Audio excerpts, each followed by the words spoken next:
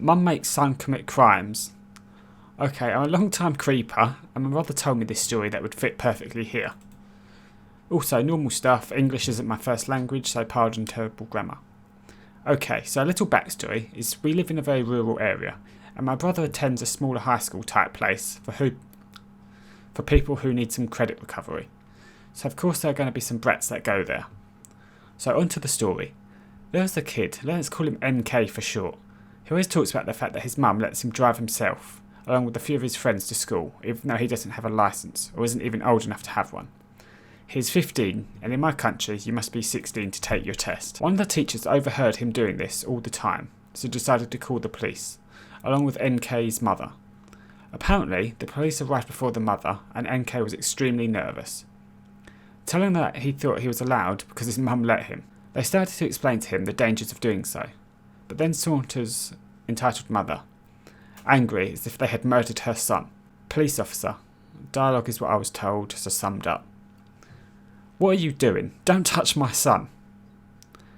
We were called here and report that your underage son is driving without a permit or licence. Yes, I let him. Why? Do you understand how dangerous that is? Plus he had children in the car.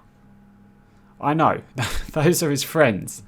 I let him because he is a very good driver, so it's fine. No, it's not fine. If he keeps doing it, then he's going to have to come with us to file a report. Mum, it's fine. I can get someone else to drive me. No, it's not fine. You can drive yourself. He's not going to stop driving. I am his mother, and I said it's okay, so it's okay. Well, I'm sorry, but we are going to have to take him in. And just like that, she got her kid arrested right in the middle of class. Apparently he just got a fine and some community service work. But wow, some people. I'm not telling my parents I'm getting married. Since I can remember, my parents were huge arseholes. Physical abuse, mental abuse, just all round shittiness. They kicked me out a while back and I moved in with my boyfriend and his mother. We were planning on getting a civil union this month and married in the not so distant future. I don't want to tell my parents that either. I know they'll turn it into some kind of guilt trip like they tried to do with me moving in with him. You don't have a job, how can you live there? I would kick anyone who tried that in my house out. For your information, I'm self-employed. Don't make much, but I can live while not living off of my boyfriend or mother-in-law. I'm kind of sad that I'm leaving them out of my life like this, but also scared that they'll manage to fuck up my life if they can. Overreaction to draft. Not sure if this fits because there's no drama or fighting, but the entitlement is strong. So for the past 2 days, my co-worker and her daughter had been freaking out because her grandson is turning 18, and they just learned about the draft, USA. Being a woman with all daughters, the draft never affected her. She was under the impression the draft was no longer a thing. It's actually quite hilarious listening to the conversation. They're acting like the government's going to come drag him away to boot camp on his 18th birthday. I really don't think they understand how it works. They're talking about smuggling him out of the country and bringing him to Italy.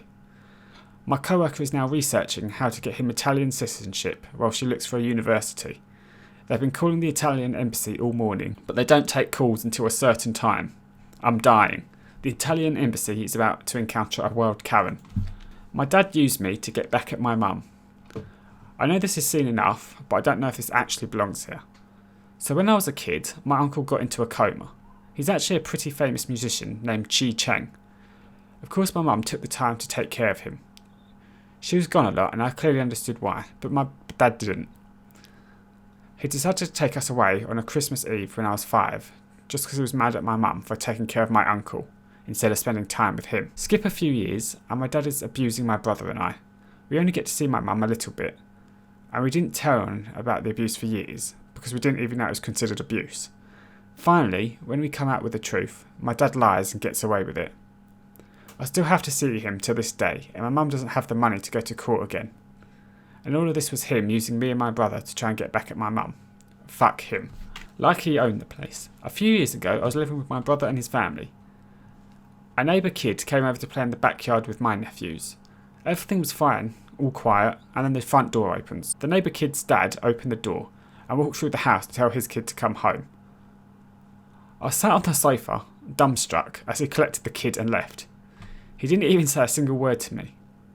There was nothing stopping this man from calling his kid from over the fence, yet he took the liberty of walking to someone else's house without even a knock. My brother and sister-in-law did not know the family beyond the casual good morning, so there was no reason for him to think this was acceptable. What? Karen on the bus versus strict driver. First time poster, English is not my first language. In my country, when using public buses, students of all ages can have the price of their tickets reduced by 50%, if only they carry their student ID cards with them, and show them to the bus drivers or bus attendants. About 2 months ago, I was on a bus, on my way to return home from my company. Then I saw a woman, Karen, and her daughter, not entitled, step in the bus. As usual, the bus attendant came to them and asked them to pay for their tickets. The daughter was wearing a school uniform, but she did not bring her student ID card with her, so the bus attendant said Karen had to pay full price for her daughter's ticket. A single bus ticket is not really expensive, only about 30 cents. However, Karen tried to make a fuss of it. She complained that she and her daughter travelled by buses a lot, and no bus attendants or drivers would ask Karen to pay full price if her daughter wear her school uniform, even her daughter did not have her ID card. The bus driver and attendant argued with Karen that even though her daughter was wearing school uniform, she still had to pay full price, since she did not have her student ID at the time, because people may use this trick in order to avoid paying bus tickets. They argued loudly for about 20 minutes. Eventually the driver and attendant gave up and let Karen and her daughter sit on the bus.